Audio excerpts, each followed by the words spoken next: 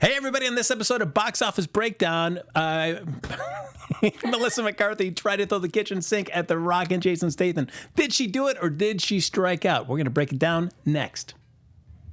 Welcome to Popcorn Talk, featuring movie discussion, news, and interviews. Popcorn Talk. We talk movies. Hey, everybody, welcome to Box Office Breakdown. Okay.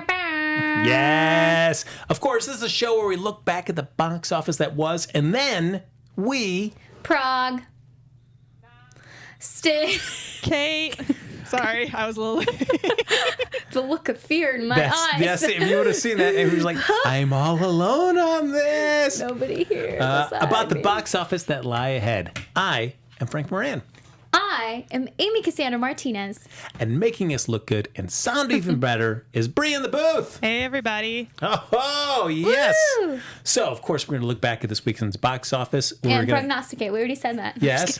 We're going to do some spoiler-filled takes at the end of the show, some movies that we've seen, including The Kitchen, Lion King. Many people see Lion King, so it's not really need to have a spoiler-filled take. I think we can. Always talk more about Lion King. For sure. But we'll be doing that at the end of the show.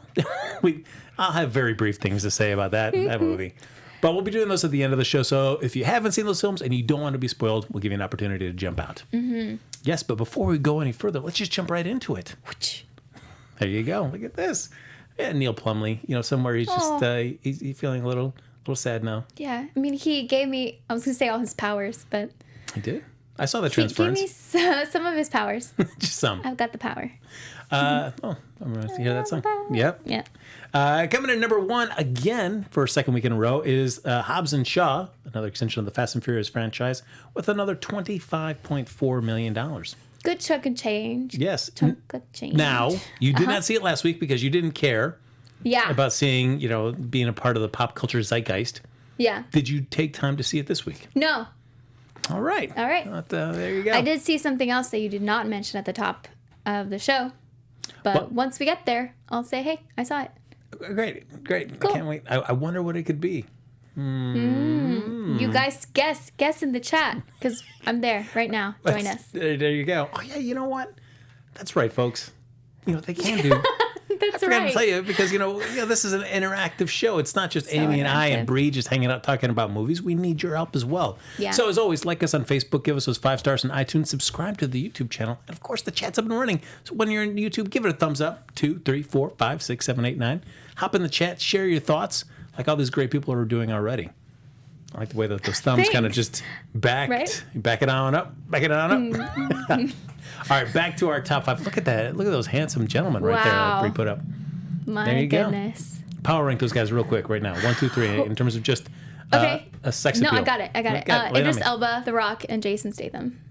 You know what? I can't disagree with you on that. Yeah. No, What? I can't disagree. Yeah. Yeah, I'd have to go with that Easy. ranking as well. Coming in number 2, back to our top 5 of the box office here. Scary Stories to Tell in the Dark from Lionsgate. Overperformed, I think, from what our initial predictions were. $20.8 million. And I would like to say that I think I helped with that because I went to go see it. Oh, look at you. Yeah. I thought I had heard mostly positive, and then I saw a friend of mine today. I talked to him, and he goes, I saw it. That movie's for kids. I'm like, well, yeah, it is, because it's based from young adult works. Yeah. So, but for you, did you enjoy it? Yes. There were certain, there's a certain connotation when you say, yeah, it's for kids. It can still be really good and still be aimed at kids. Mm-hmm. Sure, there was some moments where I was like, all right, I'm not scared. But there were several moments where I was like, oh my gosh, that is so disgusting. It gave me some flashbacks to The Mummy, which is weird, and I'm not going to say too much about that, but just like the heebie-jeebies. Which one, the Brendan Fraser or the Tom Cruise version? Or Boris Karloff? Brendan Fraser. Brendan Fraser. Got it. Yeah. There's a reason why I've never seen that first Mummy again. And lots of creepy moments. Okay. There's also this wonderful scene in Scary Stories that you're not sure if you're I don't know if you like the character or if you're creeped out by it, but then by the end of that scene, you're like, yeah, no, I'm scared. This is really suffocating. And then stuff happens and you're like, oh, okay, cool. it's certainly it's a ride. Nice. It's a ride. I'm really trying to not get any spoilers, nothing that will ever, like, yeah.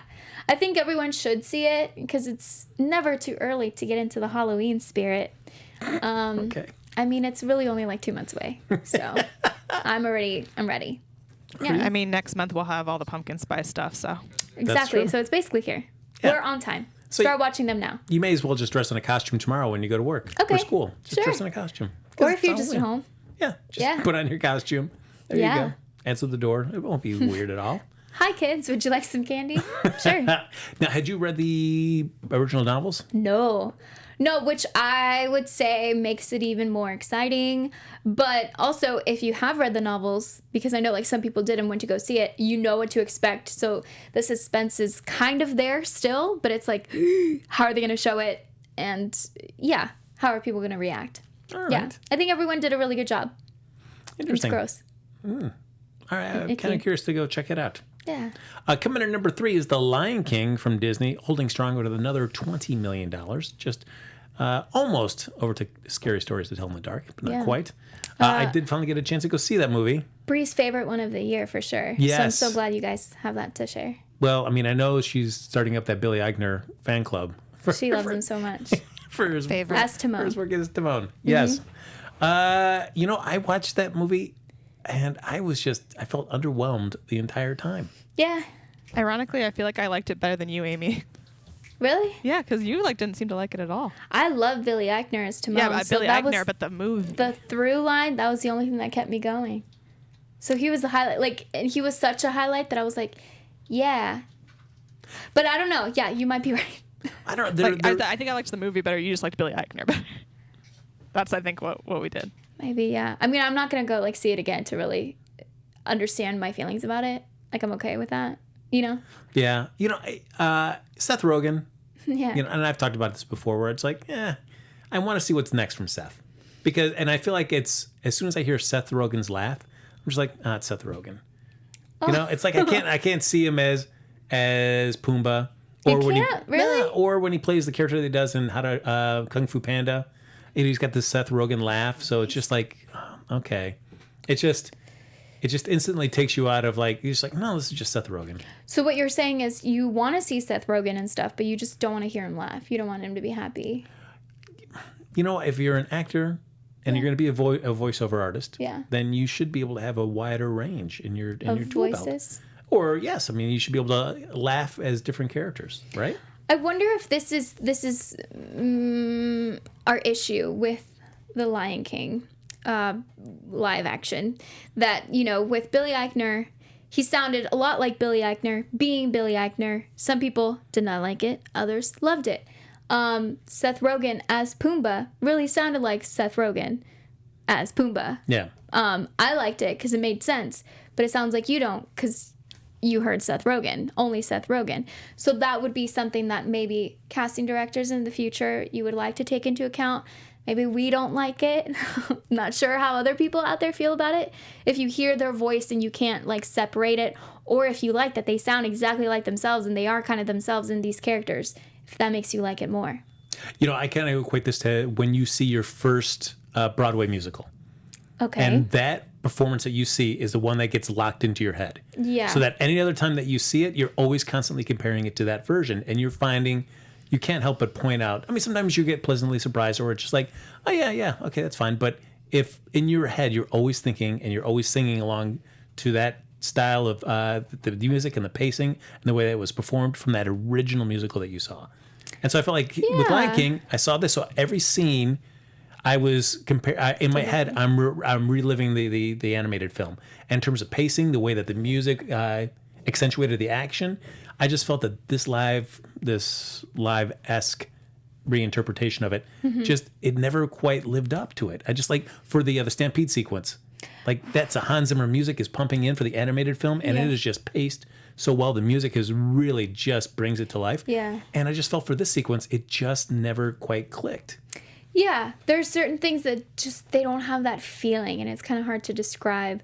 I would say, heck, even if you have the same people, like if you go to a concert and you've heard the singer sing it a certain way, sing a song a certain way, and then they change it, you're like, no.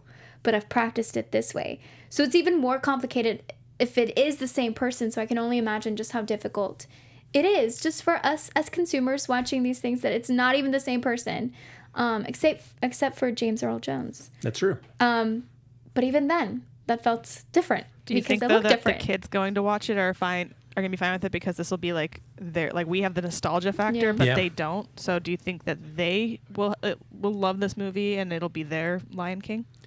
It could be. It would be interesting to take a child that it would see this first and then show them the animated film and see which one they prefer in that respect.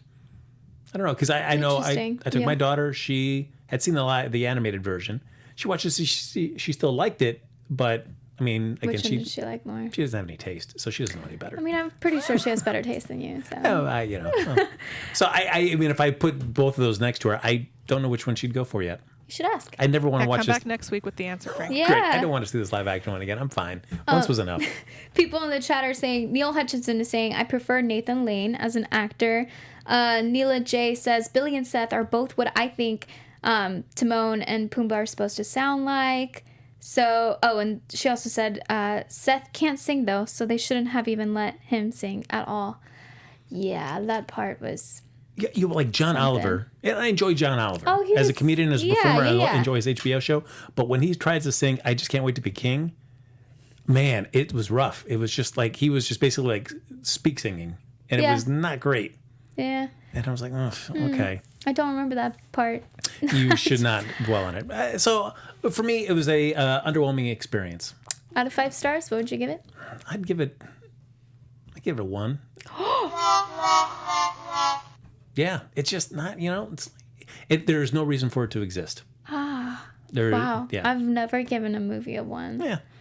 People got together and made it, Frank. I know, but I also I have no reason to ever want to watch this again. All right. No. All right. Ask your daughter. Tell us what she thinks. Sure. She has a great opinion. I want to hear it. Right. Yes. Okay. Although she would keep counting down. So how much longer is in this movie? Oh, no. I don't know if that's good or bad, or that she's just impatient. Coming in number 4 is another new film to the top 5 this week at the box office. That was Dora and the Lost City of Gold from Paramount. $17 million straight up. Yeah. Yeah. Did a little bit better, I think, than initial expectations. Yeah. But still, I think it was something we talked about last week, in terms of who is the target audience for this. Because those that watch Amy, it... did you rush to go see it? So I rushed to go see it. I know you were really excited last week when you had the opportunity to potentially bet on it, but... Yeah. Yes. No, I didn't. I was going to say something clever, like trying to bring Dora in, but something about the map. The map. I didn't have directions to get there. Map? No. No, I didn't, honestly, because I didn't have time, and I really wanted to go see Scary Stories. So, don't know if I'll see it this coming weekend, because right now it feels like they're just piling on all these movies. I'm like, hold on. Like, I can't watch them all. So, this is not at the top of my priority, which really sucks. Like, I really want to go see it and represent, What, if I may ask, what is it about Hobbs and Shaw that you just refuse to go see this film? God. It's the same thing where it's like you have to really prioritize the 40 films that are in theaters right now. 30 films, whatever. And especially for the show, I don't want to bring something that's super, super old. Unless I really have to. You brought Lion King, but it's we had already talked about it. I know, but this Hobbs and Shaw was a week. It was a week. I know. But I can't do it during the week because it's a whole activity. I don't know how it is for you or for you guys listening. But when I go to the movie theaters, I have to schedule this in advance, and I have to get my ticket, put it in my calendar, add it to my Apple Wallet. Then it's okay, so when am I gonna eat? When am I gonna get out? Does that work for my schedule that day? And it's a lot. So during the week, I tend to not go to the movies until Thursday or Friday or Saturday. Can't really do it on Sundays because I'm busy. So I'm glad you really asked this question because I'm going to take 10 minutes to answer. So that's why I have not been able to see Hobbs and Shaw. Wow. Or Dora. I regret asking that going question. back to Dora for one quick second. Our old producer of Box Office Breakdown, Tony B. Tone, did go see it. No. And he tweeted. Dora? Yes. He said, I got everything I expected out of the Dora movie within the first 10 minutes. Nickelodeon has a hit on their hands. I don't know if that's a sarcasm or a straightforward, but and that's why he's the former producer of this show. Comments like that. That's a head scratcher of a comment, because you don't want everything. You don't need it. Like the first 10 minutes, you don't want to know everything that's going to happen. You got everything out of it. But do they have a hit on their hands? I guess so. I don't know. I mean, luckily they had a lot of international financing as well. So I think in terms of for Paramount, it'll be fine. Yeah. But in terms of making a sequel, I don't know. I mean, we'll still have to wait and see how the international box office does. I think that will tell the tale. Yeah, I like that they included Diego, because Diego came along later. I remember watching Dora as a kid and being like, hey, that's cool. And then they brought Diego, and I was like, oh. And then that was after. I was too old for that. So I didn't really, Hey, Diego. So that would be interesting to see how far they could take it. Oh, all right. Yeah. Coming in at number 5, rounding out our top 5, is Once Upon a Time in Hollywood from Sony. Another $11.6 million to it. Still a great film. I feel like that's if I any of these 5 films right now, that would be the one I'd want to go watch one more time in the theater. Oh, you'd watch it again? Yeah, I would watch it one more time. Okay, in theaters? Yeah, I would. Again, I don't know if I will, but I would. What is that? Sure. What does that really mean? Yeah. It's a lot of lip service. Interesting. We did have 2 more films that are coming out this past weekend that were vying for your box office vote for the box office bet. That was The Art of Racing in the Rain. That came in at number 6. Did not crack our top 5 at 8.1. And the film that we did do our box office bet, The Kitchen, with Melissa McCarthy, Elizabeth Moss, and Tiffany Haddish. That's right. Mm-hmm. That came in at number 7 with a $5.5 million box office. Now, yeah. That makes me mad because 5.5. Yeah. And see, when I hear that number, of course I'm like, hey, this is millions of dollars. That's still a good chunk. But in the grand scheme of things, not so hot. But you do have to admit there's a lot of movies that did come out at the same time. But when people hear $5 million for The Kitchen, 3 women as the leads, they're going to be like, oh, that's why we can't give women things. And that's so stupid to me.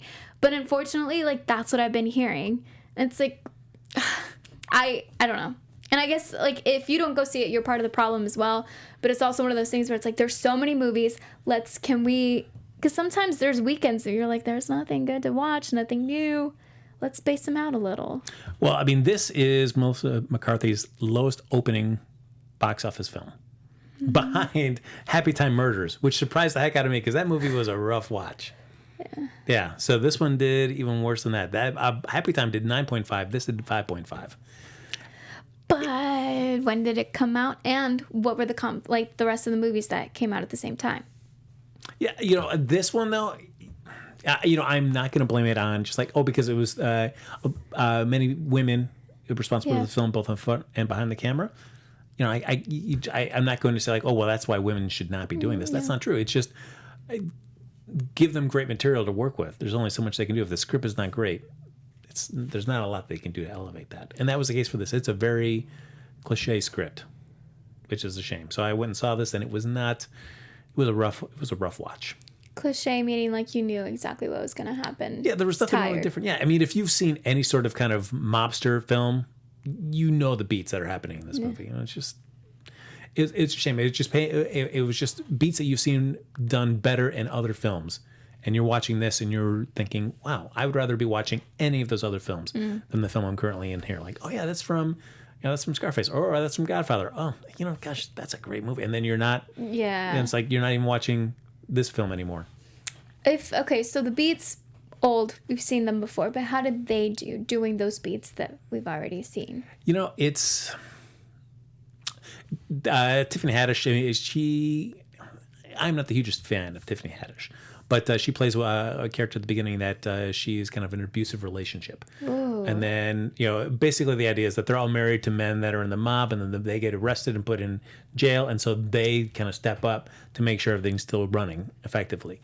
So she goes from abused wife to all of a sudden, I'm just a hired hand. I'm going to start kicking ass. So she goes into the murder game for the mob. And, then you get to see the Tiffany Haddish that okay, from those films kind of stepping out. But, this is, if you don't like Tiffany Haddish, I don't think this film's going to change your opinion of that. If you like Tiffany Haddish, yeah, mean, And you'll still support her. Yeah. Yeah. Yeah, actually, before we got started on the show, a lot of people in the chat were like, yeah, did not like it. Did not like it. So there's that. I mean, they can't all be winners. No, they can't all be. So that's all right. I mean, that's why there's only one film at the top of the box office. Exactly. Yeah. So basically, if you have not seen The Kitchen yet and you're wondering, should I go see it? Don't waste your time. Wait till it comes on some streaming platform or comes on unless you cable. like these ladies and want to support them. Yeah, but they're, I'd rather go watch one of their old films and just enjoy that. Don't see this one. I mean, I know you want to support, but if you're not really enjoying them, why do you want to watch somebody that you support being in an awful product? Because you watch them and you're like, I like where you took that, and I like how you portrayed that character. Well, look at you, always looking at the bright side. Yeah. There you go. That's why I'm cranky. Yeah. We got to have this. There you go. So, folks, we did our box office bet on The Kitchen. Of course, Yes, Amy we and did. I, big winners, $13 million. I mean, we overshot the margins for sure, Yeah. but we still came in. The lovely and As talented winners. Brie, 13.2. Look, I told you last week it might hurt me or save me, but I had that 0.2 more faith than you guys did, I guess. That's true. But you still lost. So Wow. Is it a loss? Is it? it Amy? is because you didn't win. But it really, it's a win for women everywhere that I had more. But it isn't because they only made 5. So I can't. we won. So But you know what? The box office bet train does not stop. that's right. All aboard for another bet. There's a chance for redemption for Brie, a chance for us to be on the bottom as well. No. No, all right. Somebody's very cocky about our past performances this week when we really overshot it Yeah. by like $7.5 million. That is all right. That's us. But there are 4 films vying. Actually, you know what? We'll do 5. We'll do 5 films vying for See the what box I office bet. mean? How are we supposed to watch all these movies? Jeez. Let's go. We've got your the job, Amy. Angry Quit your job. Birds movie number 2 There's a second one. because you demanded it, Amy. Because you demanded it. That's a great game. 47 Meters Down, Uncaged. No. Wow. Oh, no. No, you guys are going to vote for Well, there you go. Guess Amy's kind of already set what we're going to be betting on. Nicely done, Amy. It's whatever. Great. Yeah, it's too late now. Great poker face. You did so well last week. You I did know. so well. It's fine. Third, Blinded by the Light. No. See? Now I'm going to Right. say no to all of them. For Good Boys from Universal. Nah. And last, Where'd You Go, Bernadette? Where did you go? I don't know. Kate Blanchett. Yeah. Yeah. Whatever. I guess she's trying to get her second act going. What do you mean? That's the gist of the film. Oh, okay. you Yeah. go. I thought you meant like her as an actress. I was like, No. she's still. As a she's- character in the film. Got it. Okay. So those are the 5 films vying for your vote there in the chat. So start voting away, and we will do our box office bet towards the end of the show. But we have some hot international numbers, though. So basically, sizzling hot. Sizzling hot. Hobbs Shaw put another $60.8 million in the tank during its second week at the international box office. Yay. So basically, its overseas totals now, it stands at $224.1 million, and its global total, $332.6 million. Whoa. Yeah, there you go. So overall, this is tracking in line with Fast and Furious 6 and about 40% off Furious 7 and The Fate of the Furious. There you go. So by way of comparison, although it was coming off a record opening during Easter 2017, The Fate of the Furious dipped by 60% in its second week in its international box office. So this is doing a little bit better. Yay. It's probably won't go see it, will because you, of Amy? us. I will. Not because of someday. you, because of me. Because, okay, you and Brie. Oh, there you go. There you go. The Lion King, though, has now surpassed Beauty and the Beast as its highest-grossing Disney live-action release of all time, with $1.335 billion globally. It's the number 12 film ever on the overall worldwide chart and the number 2 release of 2019. What? Really? Yeah, there you go. Interesting. And what do you think's the number 1 release? Endgame. I Right. yes, yeah. The lack of certainty on there is like. Yeah. So basically now, also Toy Story 4 is nearing the $1 billion global threshold. Yeah. With a total through Sunday of $990 million. It opens in Germany this week and has Scandinavia to come. So it has now become the number 8 animated movie ever worldwide. Wow. There you go. I can't imagine being in a country. Well, I mean, like, we're pretty lucky here that most of the movies start here and then go somewhere else. Sometimes it does happen where they start somewhere else and then maybe like a week after they come to us. But imagine like hearing stuff about Toy Story 4 and being like in Germany and being like, okay, like I want to see it already. No, it was one thing for like Endgame when it released in the UK just a couple days before it came out here, and people were like, "No, we got to stay off. We can't get spoilers." Yeah. But imagine when you've got months between the release comes to your country. You're like, it is hard to stay spoiler free in those situations. It's dangerous. I do want to know from you guys, where do you watch us from? Leave us a comment down below. Thank you. And Amy has a little map in her home, and she will pin it all out. Yep. There you go. Full circle moment. Yeah. You want someone to go see that film, though? I will, though. You won't. Which will you see first, Hobbs and Shaw or Dora? Dora. Oh, all right. If you say so. All right. Well, it still seems like a weak thing, but okay. Well, whatever. Whatever. Okay. So, folks, before we head on to next week's prognostications for the box office as well as our box office bet, we'd like to do a little box office rewind about usually a person or a franchise. This time we're going to be looking at a producer, Seth Rogen, and instead of looking at him as an actor or director, we'll be looking at him as a producer. Nice. Producer. Yes, the lovely and talented Seth Rogen. His top 5 films there at the box office. Coming in at number 5 was Knocked Up, which he executive produced. That made $30.6 million back in 2007. That was actually really fun. You know, when was the last time you ever watched that movie? When did it come out? 2007. Okay, so maybe like 2013, 2014. Yeah, I guess your mileage may vary on how you feel about Katherine Heigl. Yeah. Not a fan. Yeah. So her in that film is just kind of rough parts of that film to me to watch. Yeah, actually, maybe I saw it a little sooner than that, or earlier than that. Yeah, I mean, I didn't know that everyone had very strong feelings about Katherine Heigl. So when I saw it, I was like, yeah, this is cool. It's certainly like Katherine Heigl also like just completely smashes this movie. Like she just trashes it all the time. Well, not maybe anymore, but she did. Like talking about it? Like she said she wished she'd never done it and that it was terribly written and that it's against women and like she made this huge blow up about it, which is like, why did you accept it if that's how you felt? I mean, I guess for her at the time it was a job, you know? Like, this must have been after Grey's Anatomy, so... I mean, right? I think at the time when she was doing Grey's, and I think this kind of led up to the idea of like, hey, I'm going to leave Grey's and I'm becoming a movie star. Yeah. And then she did a bunch of really not great films. I mean, there's a lot of movies and shows out there that they don't age well, you know, where you're like, wow, can't believe people got away with saying that.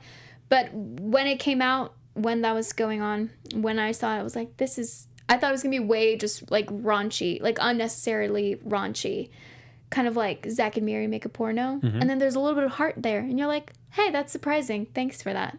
So. Thanks, Judd Apatow. Thanks, yeah. I appreciate it. Coming in at number 4, Superbad, which he also executive produced. Oh, yeah. Back in 2007, $33,052 million. So just not edged out, knocked up. That was pretty fun. Yeah. You know, that is a movie I didn't watch in a long time. So it'd be curious to see if I still enjoy it much. And with the release of Good Boys this week. Yeah. Curious to see how that compares to Superbad. You know, I've actually seen Superbad twice.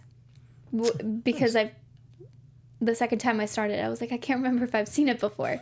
And then as I was watching, I was like, I have seen this before. It's just as fun. How long did it take you to realize, like, oh, I have seen this before? Like 15 minutes. Before the end of the movie. No. Wait, I haven't seen this. Wait, yeah. Coming in number 3, The Green Hornet from Sony back in 2011. That made $33.5 million. Not a great movie. I haven't seen it. It's not. I was excited when they announced it, and there were some speculations like, oh, Seth's kind of a huskier guy. The Green Hornet's supposed to be this cool action hero. How's it going to be? Not quite as extreme as I feel like Michael Keaton and Batman in terms of the reaction, but there still was like some concern about how he would be approaching this. And I was like, hey, let's see what this is like. I like Seth Rogen. I just felt like this film in and of itself just never quite found its stride. It's just kind of a mess of a movie. It really stung. That's right. There you go. I had to watch it with my EpiPen. Nice. Thank you. Coming in number 2, Sausage Party from Sony, the animated film, back in 2016. 34.2. I have not seen this movie. Oh my gosh, you have not seen Sausage Party? I've not seen You Sausage don't Party. need to, Frank. You don't need to. You know what? No, I think you should. Because if I had to see that with my eyes, I think you should see it. All right. Most definitely. I would go check it out and just, see food that, is being eaten and realize, like, wait, is this our life? It's not at all what you think it is. Just know that, Frank. All right. I've never felt so uncomfortable in a movie theater before. Really? With so many people around me. It was just like, whoa. It's an experience, though.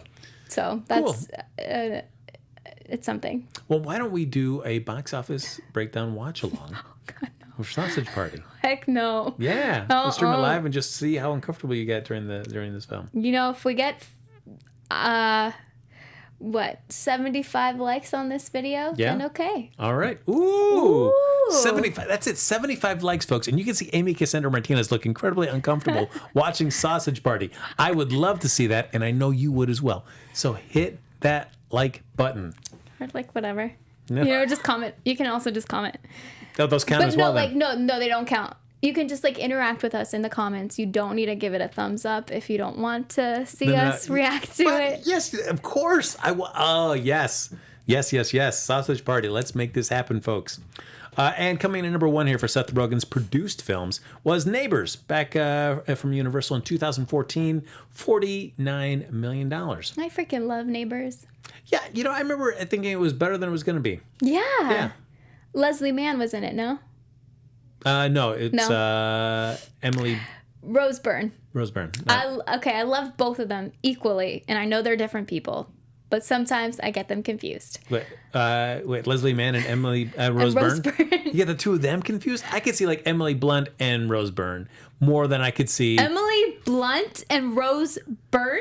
I could see getting them confused more than Leslie Mann. No, I know Roseburn. Leslie Mann and Roseburn do not look alike at all, but it's the kind of movies that they do and the kind of roles they're given.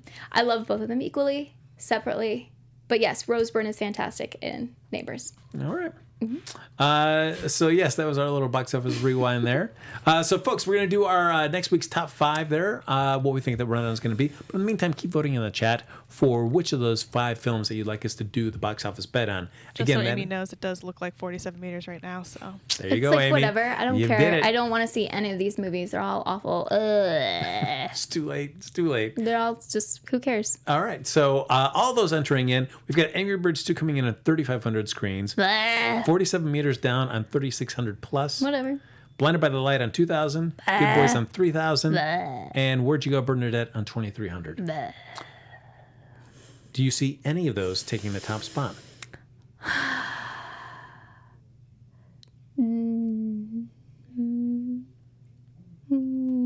No? I'm not sure. I'm very confused right now with the way that our that audiences are reacting to movies. I could see. 3,600 screens down on 47 meters down. I feel like they're really. The fact that there's not really a big scare movie going on right now. Scary stories to tell in the dark, but this is a little bit more vicious, a little bit more like, I want to see some. You haven't seen Scary Stories. You don't know if it's vicious or not, and trust me, it is. I know, but it's still PG-13. You can get crazy with PG-13. All right.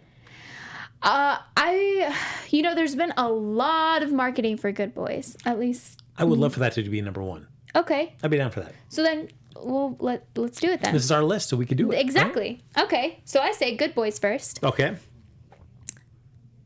Then 12. Fine. 47 meters down. Okay. Then Hobbs and Shaw. Okay. Then Angry Birds 2, simply because of that theater count. Yes. And then rounding out the top 5. Where'd you go? Oh, no. Yeah. Really? You're going to go with Where'd You Go, Bernadette? Sure. Really? I'm going to stick with Scary Stories to Tell in the Dark. Yeah. I don't know, but there's nothing for people that want something with Kate Blanchett in it. So that's the only one. That's why it's coming out this week, because we knew this was a week. This, you get the middle of August, you're like, man, what about those Kate Blanchett people? I mean, they've gone all summer. Well, they haven't had any Kate. Exactly. Let's get her in. I mean, last time I saw her was Ocean's 8. Oof. Right? Yeah. Hey.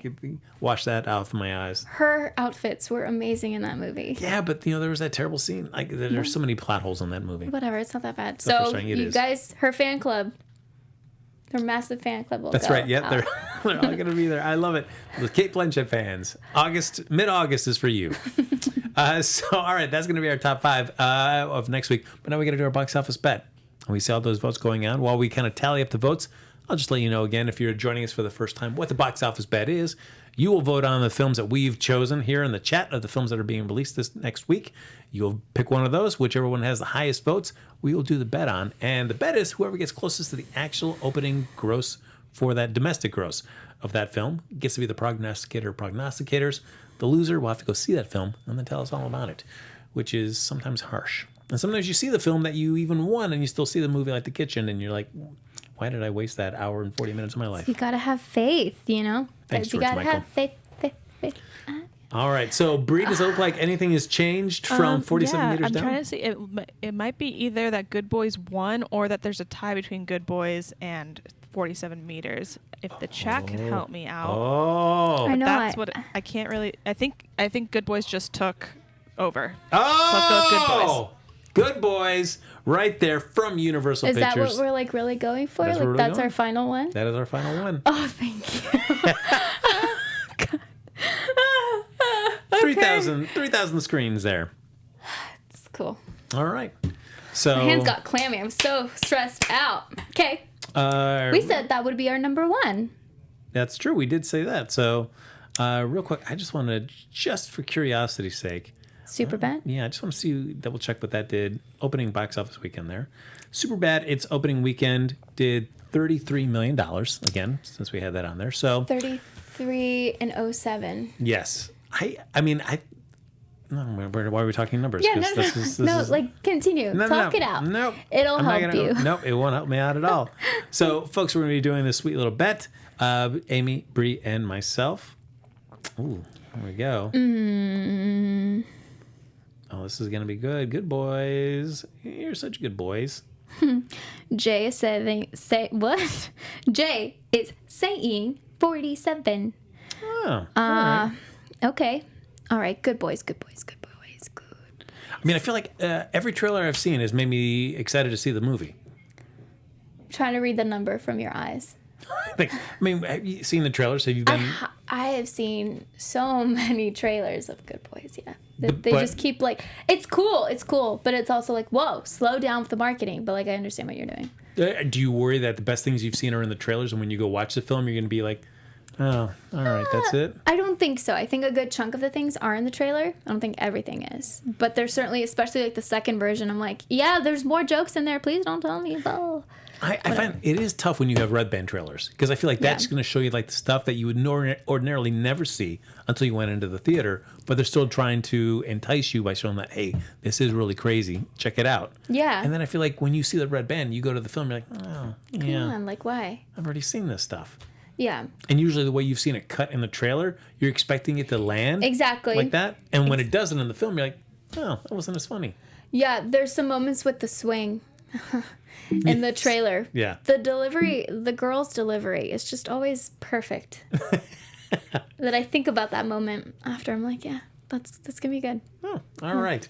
I got to type in a number here real quick because I've got to win this. I've got to win this. Do you, Yeah, see, I had a number and then I was like, no, All right. and then I changed it and I went back to my original. So. Ooh, I like that. Bree, are you good to go? Weird. Yes, I think so. I'm gonna go with the number that's in my head, and it might be wrong. But Oh, I like it. All right. She's got the courage of her convictions. I love it. Sneak peek. Is there a decimal point? I can make one. You don't have to if you don't want to. Just I didn't curious. have one originally, but I can put one in there if you want me to. No. It's just saying if I. Well, it's too late. I've already written my number down. I'm going to stick with it. But go for it, Bree. What do you got? I'm gonna go with 22. All right, man.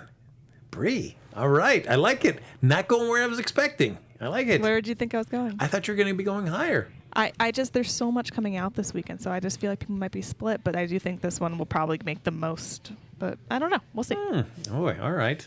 Amy, You have a little shocked look on your face and a little frown. Scared. Okay. I don't want to lose. All right.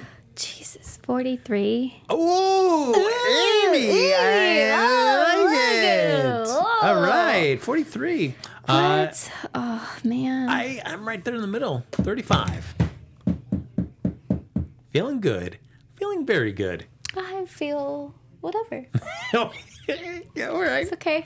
I'm going to be confident that what I chose is going to be great. So.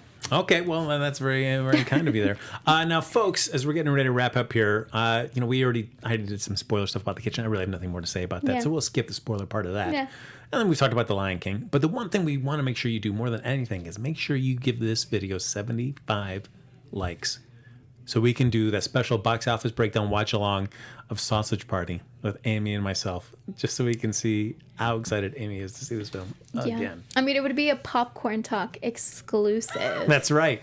Exclusive. Now, speaking of Popcorn Talk, though, I mean, folks, it's not just box office breakdown. We love that you tune in every single week here as we talk about the box office results. We do our bets. We get silly about movies that are out currently, give our spoiler-filled thoughts about them as well. Really hype up watching a Sausage Party watch-along, you know? Woo. But there's also another show here on the network that if you're interested in films, you should check it out. It's called Meet the Movie Press. There you go. Yeah. It's hosted by Forbes reporter Simon Thompson and the other renowned LA critics like Scott Menzel, Dimitri Panos, and others to talk about the big stories in the movie news. Nice. So you can check out Meet the Movie Press every Friday at 9 o'clock Pacific time, noon Eastern time. So thanks for listening. That's awesome. There you go. Always lots of stuff for you guys. And folks, that's going to bring it down to the end of this episode of Box Office Breakdown. So as always, like us on Facebook, give us those 5 stars on iTunes, subscribe to the YouTube channel, give it a thumbs up while you're there, 2, 3, 4, 5, or 6. And folks, if you're watching this after we stream live, Amy, what can they do? Comment down below. And if you want to stay in touch with any of us after the show is over, Bree, where can they find you? You guys can find me at Bree, BRI_Phipps, PHIPPS. And you guys can find me on all social media at Amy Cassandra MTZ. Oh boy, I saw that big wind up. That was it was coming. Folks, follow me on Twitter and Instagram at EpicoJackie. We'll see you back here next Sunday with an all-new episode of Box Office Breakdown. Make sure you do 75 likes for that Sausage Party and watch along. Watch Good We'll see you next Boys. week. Bye, everybody. From producers Maria Menounos, Kevin Undergaro, and the entire Popcorn Talk Network, we would like to thank you for tuning in. For questions or comments, be sure to visit popcorntalk.com. I'm Sir Richard Wentworth, and this has been a presentation of the Popcorn Talk Network. The views expressed herein are those of the hosts only and do not necessarily reflect the views of the Popcorn Talk Network or its owners or principals.